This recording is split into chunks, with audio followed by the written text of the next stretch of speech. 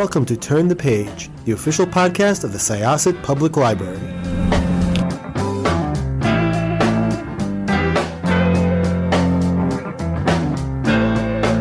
Welcome to Syosset Library's Turn the Page podcast. My name is Jessica, and I am going to be your host today. And I am here with, please introduce yourself and tell us about this awesome book. Yeah, so my name is Gina Casazza, and I am the children's author of You Really, Truly Do Belong. It's a book about an alien's journey to Earth and finding belonging. So first of all, it is really sweet. Everything about the book is just really, really good. And the artwork is so good too. So first of all, where did this book start? I love the idea of this type of affirmation being told from the point of view of an alien, who is adorable, by the way. There's a lot going on here. So where did this book start? Okay, so it's an interesting story. Back in 2021, I was just kind of like me getting my life together. Like, I lost my job during 2020. I was living in LA, so things were still shut down. And then I left for 2020 and went to Long Island, where things were there was more freedom. And then when I went back to LA, like, I felt like I was reliving like what I escaped a year ago. So it was like crazy. And I really just wanted to strengthen my mindset and my body. I was just in that time of like, I need to get a little stronger. So I found a survival school and paid to get kidnapped. And Okay, what's survival? Wait a second. This is taking a completely different turn than I was expecting. What is a survival school?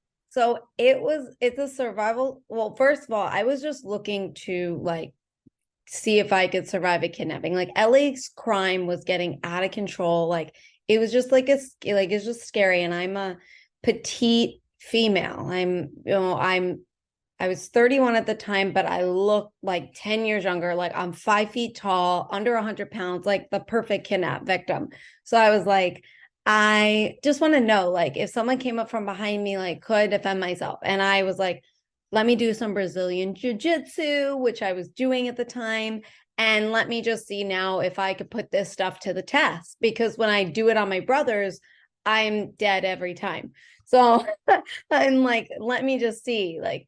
So I found this survival school, and the survival school really wasn't what I thought it was. Like, it was about like how you survive in the wilderness, like how to build shelter, how to, all that stuff. And when I found the kidnapping part of it, I didn't know that it was based off of military seer, which is like if they were to get kidnapped by the Taliban, like how they would survive.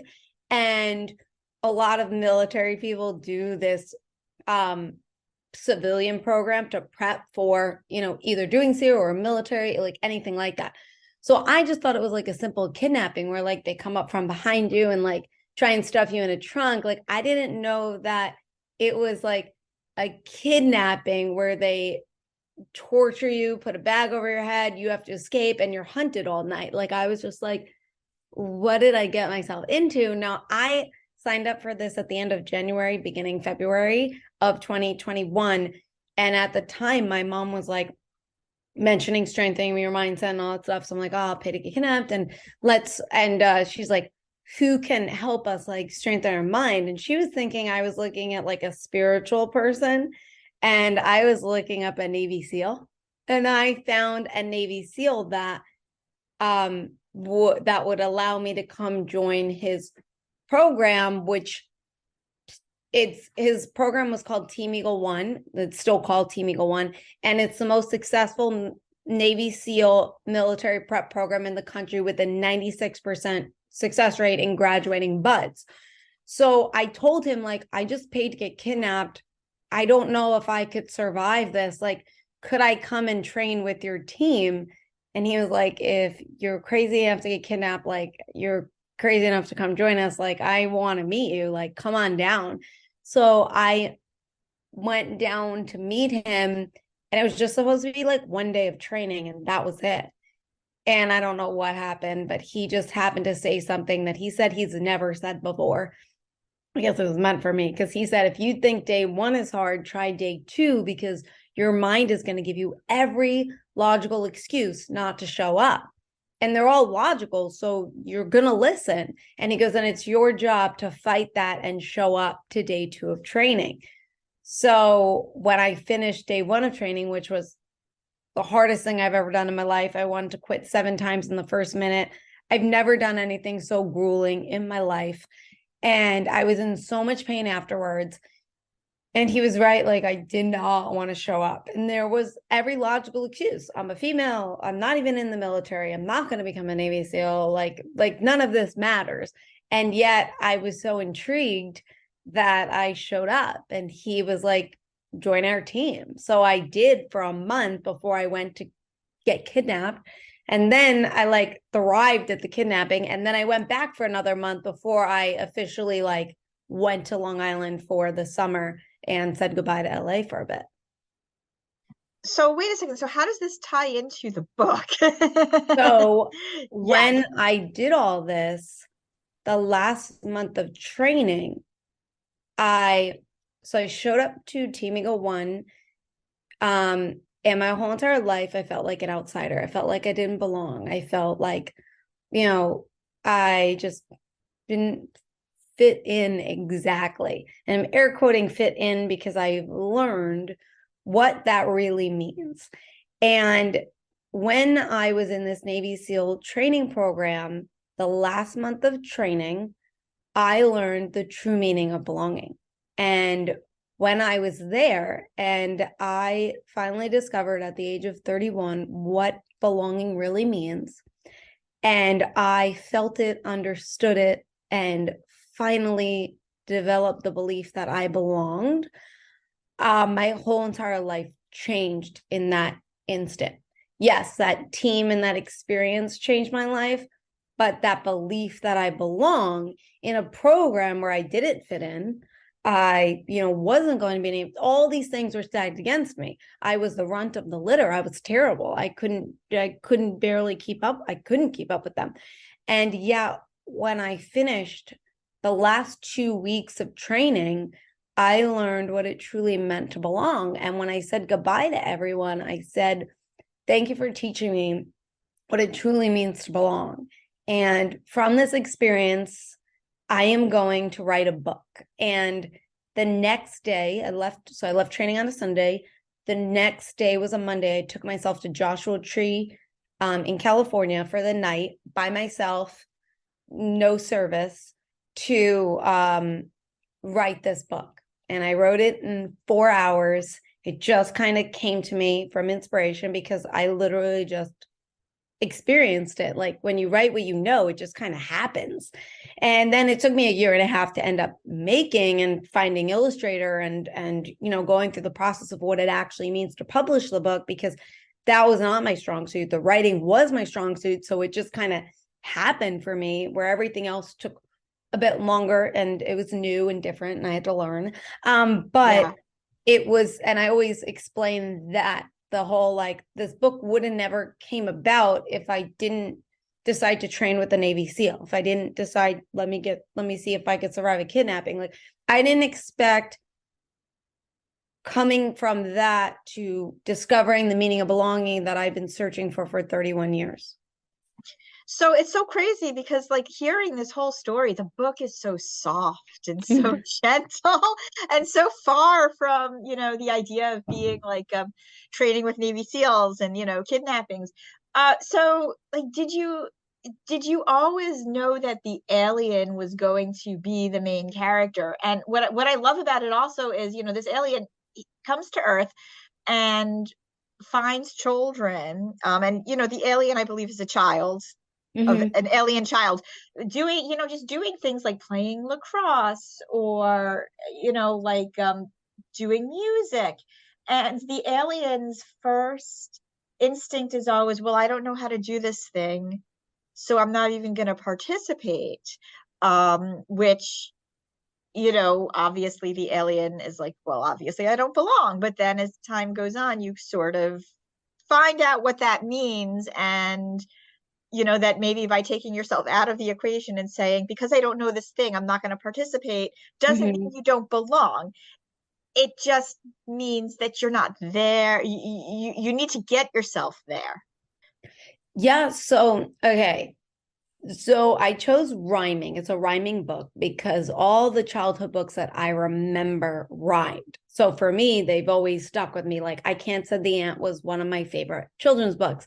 And I really wanted to make an impression on kids because I feel like everybody in life doesn't feel like they belong at some point in their life, whether it's with one group of friends or one, like they don't have that. And when I'm hoping that gets into their subconscious is that they always belong no matter where they go. And a reason why I chose all these different things like sports and music and racing cars is because they all are different, yet something that we as kids tend to experience because our parents throw us into a bunch of different things to see if we develop a passion for anything and, get those creative juices out. So, also, when you do something for the first time, it's new, it's different, it's hard, it's frustrating, especially when there's other people around us that are doing good or better, and we don't tend to give ourselves that time to grow. So what I learned when I was in the Navy SEAL program is that fitting in is changing yourself for someone else, changing yourself to fit in. And yet belonging is that you can just be you and belong. And when I was in the Navy SEAL program, I didn't belong in the sense of, I didn't fit in the sense of I couldn't do a pull-up. I never ran. I was always like super last in the runs, like at least by 10 minutes. I couldn't do much. And yet I showed up and I participated. And every week I got stronger and stronger and better. And what I learned was that I was accepted no matter what. Like every week I was accepted. And it was so frustrating for me to be terrible. It was so frustrating for me to show up every week and still be last all the time. But the whole entire time I would just tell myself, like, Gina, you belong. Like, you're amazing. You belong. Like, keep on going. And just by knowing that and getting the encouragement from everybody, it really helped affirm that. So when I was writing this book, I was just thinking about all the things that I experienced as a kid that was just hard in the beginning. And I chose lacrosse because it rhymed with across, as opposed to like softball or soccer or basketball, which were things I did. Well, I have to just kind of throw in here, as a Long Islander, like lacrosse is kind of big here. I don't know if it's as big in other places as it is here, but I feel like the East Coast lacrosse has a really big following, and I'm not sure if that really transfers to the rest of the country. Not that I think that would make anybody who's not familiar with it dislike the book. I just like as a Long Islander, I'm like, yeah, lacrosse. I know lacrosse. Yeah, well, my animator, because the book is also an animated book. So with the purchase of the book, you also get the digital movie with it. And when I was turning the book into a digital movie, I had to send the animator a clip of people playing lacrosse because he's never even seen the sport before. And I love that because it reaffirms the book too, because it's like something new. What adult, it's very rare that we as adults experience allow ourselves to experience new things. So parents are also reading this book to their kids. So I also think that it's really cool that they get to also discover something new if they didn't experience that before.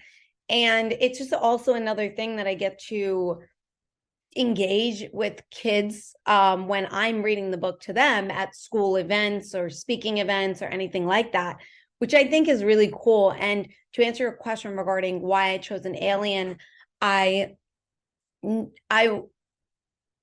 wanted every single kid that was reading this book to feel like they can connect to the alien.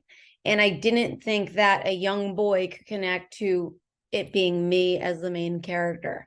And like I said, I just feel like we all don't belong. And I just remember I Can't Said the Ant, that book that I read, and it was an ant, and and I was able to relate to that ant, even though I'm not an ant, but it just made it so different because it was not in the human realm, and that's what I wanted for the alien. And I changed my mind. Oh, so I hired the illustrator. I was looking for illustrators and I mentioned an alien. I wanted an alien. And then like 2 weeks before we were working together, I changed it. And I was like, you know what? I think I want me as the main character. Put me. And then she was like, are you sure? Like that alien idea was pretty cool. And then I was like, you know what? Yeah, let me just stick with the first one. Let's go with the alien. Draw me an alien. And then she drew the character. And I was like, oh my God, this is what love at first sight is like. I'd never experienced this before.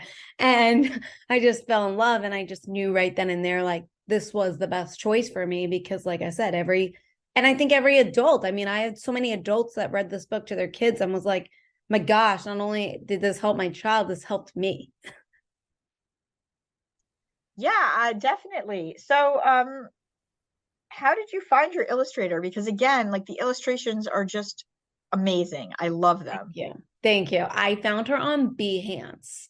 Do you know Behance? It's where you can find designers, illustrators, and I was I had a style in mind of what I wanted. So I did a lot of research. I looked up a lot of books and I looked up a lot of illustrators and their styles and stuff. And then I found Behance, where it shows illustrator portfolios and stuff. So I started looking that up and putting people in my favorites to look back to. And I'm in the film business. So I did a web series a couple of years ago and reached out to my animator and asked him if he does drawings. He said no, but he had a few people in mind and he sent them over to me as well. So through him and Behance, I narrowed it down. And then I just chose one illustrator at the time to just write me a sample because I had a limited budget and to write a sample was about $100. So I was like, instead of me getting like 10 people to write a sample, let me do one at a time, because if someone is great and amazing, like that makes my life a lot easier. I only had to pay $100. So I asked this illustrator, the one I ended up going with, if she could just draw me a sample of the main character, an alien. And through, I sent her the PDF of the manuscript and everything. And she sent me back this alien and I fell in love. And I was like, you're the one, like I'm hiring you. And then we worked together. I gave her some ideas of what I wanted around the book. I really wanted it to be people from all around the world. And I wanted handicapped and I wanted, it was also cool that I decided to self-publish because I also got to put myself and my family in the book as well. And there's a military spread of people lifting rocks and the little girl. Yeah. So me. As soon as you explained the origin of the book, I was like, yes, now I get it. Yeah. So it's kind of cool in terms of the fact that I got to put all these different things. Like my brothers are the people playing lacrosse because we were a sports family, and my parents are in the music area because my dad's really big into music. And so I was able to make these little Easter eggs for me for the book that make it even more special when I'm reading it out loud to kids. Another question I guess I had. So first of all, like, yeah, the book is extremely diverse. It's extremely inclusive. It's got like everything going for it. So you said you do like like school visits and things like that as well. How has that experience been? So the book just came out 2 months ago. So it's been good so far. I actually ended up going back to my old elementary school where I remember Shel Silverstein coming to read A Light in the Attic to us. And yeah, Shel Silverstein made his way around here, didn't he? Yes, he did. Yes, he did. Yeah. And I still have his signed book. And so it's really cool to be able to go back to the school where I remember having my author experiences and visits and then being an author. And it's just been fun every single time. The kids getting engaged at the end because we do a Q&A together and we talk about the book and what they learned from the book and what their takeaways are from it have been pretty awesome. Actually, the first reading I ever did, I didn't realize I did this, but I dressed just like the alien and I had no idea. I had That's jeans so funny. on. I had the orange shirt and I didn't know. And when we were doing the Q&A, it was first and second graders and they were like, you're wearing jeans like the alien. And I was like, I am. And then someone was like, you're wearing the shirt. Oh my God, you look like the alien. And then they had me like, show the alien and myself. And I was like, oh my God, had they not pointed out, I wouldn't even have realized. So it's kind of cool because I've come to realize how much they retain and how much they soak in and how attentive they are, which I'm not a mother, so I don't know much. So it's interesting to really dive into the minds of kids as I get to do these readings.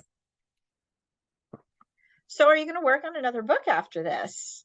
Oh, that's the question that I get asked all the time. So I have been thinking about it since this book just came out. I am really focusing on not just getting the book out there, but also developing a YouTube channel around the main character, where the main character is animated and experiences feelings of not belonging. By the end of the animation, discovers it, and or building self-esteem and self-confidence and belonging on a YouTube kids channel. That's what I'd really like to do within the year as I still talk about the book and everything. And then maybe make a little plush toy of the alien. And within the next 2 years, I'm thinking about doing You Really Truly Are Enough.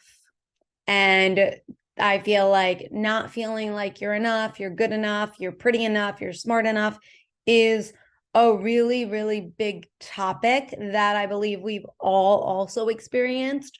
So the next book that I would like to come out with is You Really Truly Are Enough. However, I want to really take in the first book that I did and get it out there and do as many speakings and readings as I can and create this animation. And when that next book comes, it comes. But yeah, that's where I'm going. That's where I'm headed.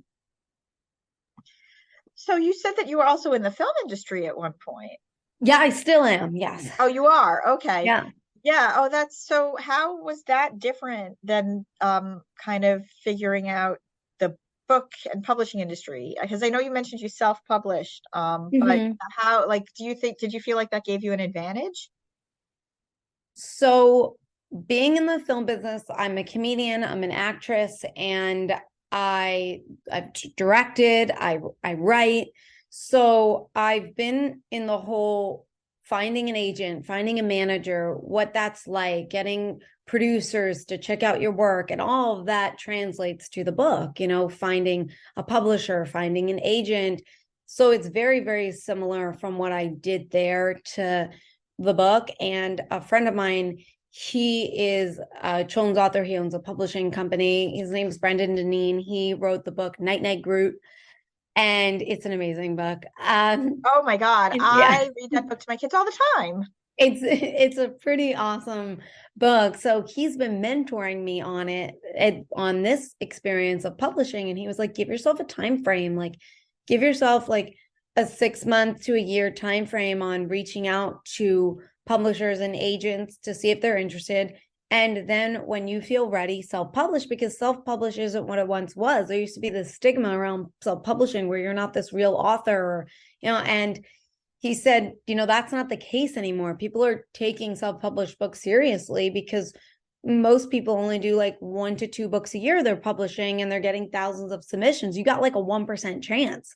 And it's the same thing with filmmaking, is that like, at least now I got this book for if I do another book I have a better shot if I want to go the publishing route. I don't know, like with a publisher, I don't know if I'd want to. I really like the self-publishing route. But it's the same thing with an agent or manager in acting or comedy. You do stuff, and as you improve, you get more recognition and more people take you seriously and get higher, more credibility and higher agents.